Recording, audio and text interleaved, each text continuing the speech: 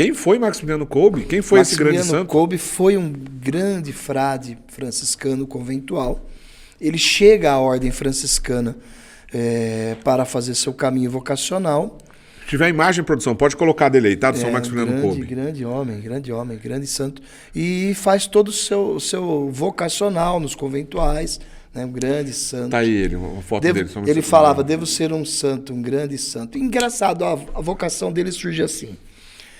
Como um menino, Raimundo, deve aprontar algumas coisas, né? A mãe dele um dia falou para ele, Raimundo, o que vai ser de você? E ele assustou. Foi para trás do altar da casa, que toda casa na Polônia tem aqueles pequenos altares, e perguntou a Nossa Senhora, o que eu vou ser? E Nossa Senhora apareceu ao pequeno Raimundo, com 2 coroas, uma vermelha e uma branca, e disse, o que você quer? Quais dessas 2 coroas você quer? Ele disse as 2.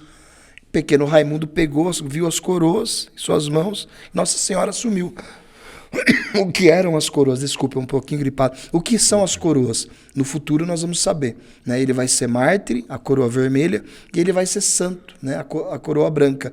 Então, quem é Maximiliano? É esse pequeno Raimundo, que no início já da sua juventude tem um encontro com Nossa Senhora, o amor a ele, a Nossa Senhora. E ele vai para os conventuais, né? Vai ser um filho de São Francisco de Assis.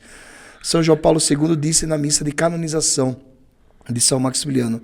São Maximiliano é o doce e fiel filho de São Francisco. Então ele é um franciscano. E os franciscanos vão ser convidados a vir para o Brasil. A província São Maximiliano Maria Kolbe, ela deve estar completando esse ano 50 anos de missão no Brasil. Eles chegaram e se instalaram na cidade ocidental, próxima a Brasília. E, então, o primeiro lugar foi lá perto de Brasília. Isso, que hoje é o Santuário Nacional da Milícia da Imaculada. Certo. E a Milícia da Imaculada foi o próprio santo que fundou, não foi? São Maximiliano vai fundar a Milícia da Imaculada, querido diácono, em 1917. Olha o tempo, né? 1917 ele está estudando em Roma e um grupo de anticristãos vão fazer uma manifestação diante da cátedra de São Pedro, vão blasfemar, xingar, e eles estavam com uma bandeira com Lúcifer esmagando São Miguel. E eles fazem um manifesto em frente à cátedra do Santo Padre o Papa. Maximiliano é filósofo, está estudando filosofia lá, é doutor em filosofia, está estudando na Gregoriana, e ele vê o manifesto. Ele fala, nós precisamos criar uma milícia da Imaculada para levar Nossa Senhora a todos os povos. Vamos conquistar o mundo inteiro para Cristo através da Imaculada. E vamos criar os cavaleiros da Imaculada. Então, ele cria a milícia da Imaculada, em 1917. Para quê? Para combater os inimigos da igreja. E boa parte da atuação da Milícia da Imaculada vai acontecer nos meios de comunicação, né? Revista, rádio. No Brasil é muito presente a questão do rádio, da Milícia da Imaculada, Isso, né? Ele vai criar logo o Cavaleiro da Imaculada, um periódico, uma revista.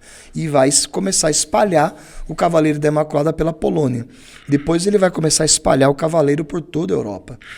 A gente conhece bastante São Maximiliano por causa da morte trágica dele, que eu queria que o senhor contasse pra gente, como eu disse, às vezes tem alguém que está nos assistindo que não conhece a história dele. A morte trágica dele é mais famosa pra gente, mas a obra que ele tinha antes do período da sua trágica morte, ela é linda, como o senhor está contando aqui pra gente. Ele realmente é um filho maravilhoso de São Francisco. Essa devoção a Nossa Senhora, fundou a Milícia da Imaculada, que atingiu o Oriente, né? Foi pro Japão, inclusive, não foi? Sim, Nipokalanov. A história do Japão é magnífica, sabe da história? Conta pra gente, por favor. Ele pediu ao ministro-geral que ele queria evangelizar o Japão.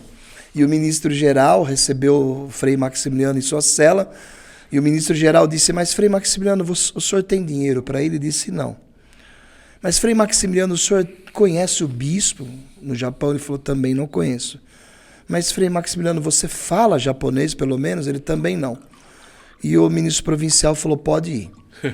Depois da canonização de Maximiliano, eles vão pesquisar o diário do ministro-geral. Então está lá, o dia que Frei Maximiliano pediu para ir ao Japão. No final do dia, o ministro escreve, então entrou em minha cela Frei Maximiliano Maria Kolbe. Falou que tinha o desejo de conquistar o Japão para Nossa Senhora e para Cristo. Pediu autorização. Eu perguntei se ele tinha dinheiro, ele disse que não. Se ele falava japonês, ele disse que não. E se ele conhecia o bispo, ele disse que não. Se fosse qualquer outro frade da província, eu ia chamar de louco e mandar embora. Mas se tratando de Frei Maximiliano, o louco pela Imaculada, eu autorizei ele ir. E ele aí vai para o Japão em missão. Chega no Japão, o diácono Eric é interessante, ele vai direto no bispo e o bispo diz a ele que não tinha interesse na presença dos frades ali. Mas, no meio da audiência, o bispo diz, mas você sabe, qual a sua graduação? Ele diz, sou doutor em filosofia. Você pode lecionar filosofia no seminário? Posso. Então, tudo bem, então eu aceito. E aí ele vai lecionar no seminário em latim. Ele começa a ter o convívio com os seminaristas, né, japoneses, começa a lecionar filosofia, ensinando em latim e vai aprendendo também o idioma local. Rapidamente ele compra um local para montar o Jardim da Imaculada. E quando eles vão tomar posse desse local, é atrás da montanha de Nagasaki. E os outros frades que foram em missão com ele disseram, subindo a montanha, mas Frei Maximiliano, nos enganaram. Como nós vamos construir um convento atrás da montanha? Ele disse, isso é coisa da Imaculada. E eles construíram um pequeno convento de madeira, devido à dificuldade, subir a montanha, descer a montanha, escondido atrás da montanha. Caiu uma bomba em Nagasaki. Pois é. Destruiu toda a cidade, menos o convento dos frades conventuais de madeira, Ficou que estavam de pé. escondidos. Mas como é que pode escondido atrás da montanha. Uma bomba daquela não vai destruir uma obra de madeira? Estava escondido atrás da montanha. Então, quem é Maximiliano? É esse filho de São Francisco, que nós temos que retornar à Idade Média, olhar para São Francisco quando reza toda bela sois, ó Maria, em vós não há pecado original. São Francisco está rezando que ela não tem pecado original, mas século XII, né? A igreja vai proclamar isso muito depois. Em vós em não há 1854. Dogma da Imaculada Conceição, em vós não há pecado original. Vós sois a glória de Jerusalém. Vós sois a alegria de Israel. Veja, glória de Jerusalém, alegria de Israel, honra do nosso povo, advogada dos pecadores, ó Maria, Virgem. Então Francisco chorava quando rezava. Frei Maximiliano é esse, que traz do coração Maria. É o único convento que trocou paz e bem. Moravam 800 frades com Maximiliano. Todos que entravam queriam morar no convento com São Maximiliano. Porque o santo atrai as pessoas. É verdade. Um santo atrai. Um santo, ele nos atrai para ele. E Maximiliano trocou a saudação do paz e bem. E do convento de Maximiliano se saudava quando se encontravam os frades. Maria, Maria, Maria. Por isso ele é tido louco pela Imaculada. Frei Maximiliano é esse louco. Olha, você falando da morte dele, o que ele escreveu antes. Eu quero ser um pó espalhado ao vento pelas mãos da Imaculada Toda-Poderosa. Que dia ele morreu? Véspera da Assunção. 14 foi cremado. De agosto. Foi cremado e foi espalhado ao vento. Porque ele foi assassinado e foi cremado. Né? Então, o que ele pediu a Nossa Senhora? Eu quero ser um pó nas mãos da Imaculada Toda-Poderosa. Ser espalhado ao vento. Até o último pedido que ele escreveu. E a morte dele, os relatos da morte são de nos deixar impressionados. Por exemplo, há um protestante preso em Auschwitz junto. Um grande luterano, um grande homem, escreveu muitas coisas boas. Um homem de Deus. Ele escreveu em um livro. A morte do padre Maximiliano mexeu completamente com as estruturas doutrinárias que eu tive desde a infância. Ele ficou abalado com o Abalou testemunho. porque ele disse, ele estava no banco primeiro, ele se entrega à morte. Eu morro por esse homem, né? Perdão, Diácono Sim, Cal, claro. só um minutinho antes. Se você ainda não percebeu, você não conhece a história, Maximiliano Kolbe foi assassinado no campo de concentração nazista na Polônia, Auschwitz, né, o mais famoso. Um dos piores, né, onde morreu mais de 1.600.000 pessoas foram assassinadas em Auschwitz. O Maximiliano Kolbe foi assassinado lá. Agora, antes do senhor contar, porque eu estou muito interessado em ouvir o senhor contando pra gente como é que foi essas últimas horas, por que ele morreu, como é que foi tudo mais. Mas antes disso, por que ele foi preso em Auschwitz? Por que ele foi parar no campo de concentração? Ele não era judeu, ele era cristão. E por que ele foi parar no campo de concentração em Auschwitz? Por quê? Porque a maioria dos cristãos, especialmente os sacerdotes que eram presos, eles iam para Dachau. Né? O campo de concentração nazista que mais matou os sacerdotes foi Dachau, não foi Auschwitz. E por que ele foi preso e foi para lá? para Auschwitz. É interessante, né? Os nazistas, eles prenderam logo os filósofos, os professores de teologia e os homens inteligentes e as mulheres inteligentes. Veja quem vai para Auschwitz. Ed Stein, Maximiliano Maria Kolbe, São Maximiliano Maria Kolbe, a cabeça pensante da Polônia. Então esses homens eram perigosos. São Maximiliano, porque qual mal poderia causar Maximiliano? Maximiliano estava tuberculoso. Maximiliano era um frade gasto pelo apostolado. Né?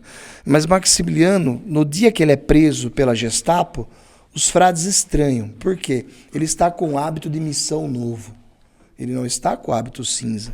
Ele está com o hábito de missão, dizendo, eu vou para a missão agora. Né? Ele vai preso com um hábito novo. Ele é levado para Auschwitz. Por quê? Porque a Gestapo entendia que Maximiliano, filósofo, teólogo, era um perigo para os nazistas. Então, por isso que Edith Stein, essa cabeça pensante polonesa, é levada para Auschwitz. E ele vai sofrer em Auschwitz, porque ele vai apanhar porque ele quis ir de hábito. Então, ele vai apanhar até desacordar e o algoz vai dizer, porque ele está com o rosário na mão. Ele está com o rosário na mão e a polícia da Gestapo, o policial começa a bater nele e ele com o rosário na mão. E aí ele cai. O homem pisa na garganta dele e começa a surrá-lo, ele apaga. Quando ele volta, o coronel da Gestapo pergunta a ele, ainda você acredita nisso? Eu acredito nisso. Então ele continua apanhando. Ele celebrava escondido em Auschwitz. Ele deu retiro espiritual em Auschwitz. Ele fazia direção espiritual em Auschwitz. E é interessante e lindo, diácono. Quando ele vai preso, talvez quando o trem vai passar ali entre Cracóvia, se dirigindo a Auschwitz, ele escreve um pequeno escrito para sua mãe. Eu tenho no original polonês, nas obras completas. Querida mamãe, aqui está tudo bem. Estou indo para Auschwitz, mas o sol brilha em todos os lugares. A Imaculada me quer lá. Veja a compreensão do santo. É o que eu dizia do protestante. Né? O protestante fala, ele estava preso do bunker da fome e ele cantava pela manhã, sede em meu favor, Virgem soberana, livrai meu ofício. Que é o ofício do Imaculado Conceição. Ele estava cantando o ofício morrendo. Ele é preso com mais 10, porque quando fugia um, matavam 10. Né? Fugiu um, foram matar 10. Escolheram o seu Francisco, o pai de família. O seu Francisco começa a chorar, eu tenho família, eu tenho família. E ele dá um passo e fala, eu morro por esse homem. Então ele se oferece, né, para morrer no lugar do seu Francisco. E pergunta a ele, você é o quê? Eu sou um frade velho, católico, eu posso morrer. Então ele é colocado no lugar do seu Francisco para morrer. Um pai de família que dizia ter filhos. Depois fomos saber que toda a família dele já havia sido assassinada na Segunda Guerra. Mas ele vai para o bunker da fome. Vai morrendo todos os detentos que ali estão. Ele morre por último. Como ele morre? O coronel da Gestapo diz, o padre não morre. Né? Então... Os outros estão sendo morrendo de fome já. Todos morreram de fome, inanição, e ele foi confessando todos eles. Foi ficando por último. Ficou só ele. Né?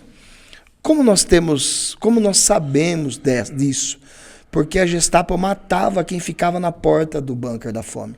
Os próprios nazistas matavam os nazistas, para não deixar índices de crime de guerra. Mas a Imaculada deu um jeito, o homem que cuidou de São Maximiliano até a morte, o nazista não morreu, não foi assassinado. Então ele vai relatar depois que tirou o corpo de Maximiliano e o corpo de Maximiliano brilhava. Mas ele vai dar injeção em Maximiliano, de ácido. Ele precisou tomar uma injeção porque ele não chegou a morrer de fome, então. Não morria de fome. E aí ele tomou uma injeção de ácido e morreu ali na hora com a injeção, que é a injeção letal. Então ele entregou a sua vida ali. Entregou a sua vida como um verdadeiro holocausto também, né? Um verdadeiro holocausto, um grande santo.